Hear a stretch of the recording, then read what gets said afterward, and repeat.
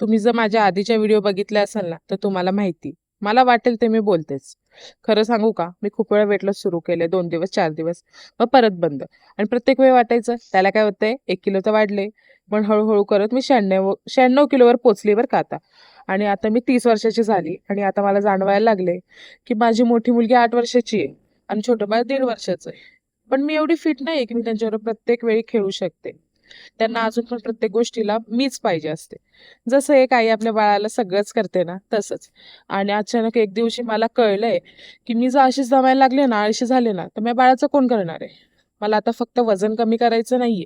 मला चालताना दम नाही लागला पाहिजे, मुलांबरोबर खेळता आलं पाहिजे, केस कमी गळली पाहिजे, स्किन पण चांगली झाली पाहिजे आणि सगळ्यात महत्त्वाचं म्हणजे शरीरातून हेल्दी झालं पाहिजे. म्हणून मी आता महागडे डाएट करत नाहीये. आपल्या घरातल्या साध्या गोष्टी करते.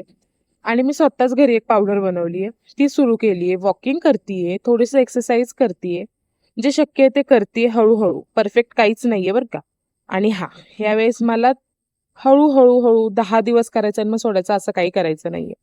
90 दिवस मी रोज काय करते, काय खाते, काय चुकते सगळं खरं दाखवणार आहे तुम्हाला.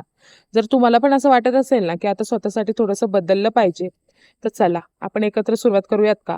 कमेंटमध्ये मला सांगा बरं, की बाबा फक्त मी एकटीच नाही, तुम्ही पण आहात. मग तुम्ही कमेंटमध्ये लिहा, की मी पण. ठीक आहे? बघूया 90 दिवसांनी आपण कुठपर्यंत पोहोचतोय. आणि तुम्हाला जर ब्लॉग आवडला असेल, तर सबस्क्राईब करा, लाईक करा, शेअर करा. शेअर त्या लोकांना करा, ज्यांना तुम्हाला वाटतंय, की बाबा ह्यांना पण गरज आहे ह्या व्हिडिओची. कारण मी काय एक्सपर्ट नाहीये. मी डायटिशियन नाहीये आणि मला बघून तुम्हाला कळलंच असेल, की मी काय एक्सपर्ट नाहीये किंवा काहीही नाहीये. मी पण तुमच्यातलीच एक आहे. मी पण शिकतीये आणि मला असं वाटतं, की माझ्याबरोबर तुम्ही पण शिकलं पाहिजे.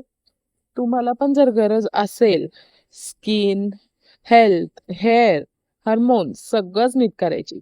कारण आपण गृहिणी आहोत आणि परफेक्ट कोणीच नाहीये. जसं की फक्त वेट लॉस हा माझा प्रॉब्लेम नाहीये. माझ्या चेहऱ्यावरती पण खूप प्रॉब्लेम्स आहेत आणि केसांचं तर तुम्ही बोलूच नका. आणि हार्मोन्स तर कधीच नीट नसतात. पिंपल्स वगैरे हे त्याचेच कारण आहे. त्याच्यामुळे मला माझा रुटीन असं सेट करायचं आहे आणि बजेट पण कमी. मला महागडं सप्लिमेंट्स काहीच घ्यायचं नाहीये. सगळं आपल्या बजेटमध्ये करायचंय. मग आहे की नाही तुम्ही माझ्याबरोबर? कमेंट करून नक्की सांगा. आणि ब्लॉग आवडला असेल तर आपल्या चॅनलला सबस्क्राईब करा. चलो बाय.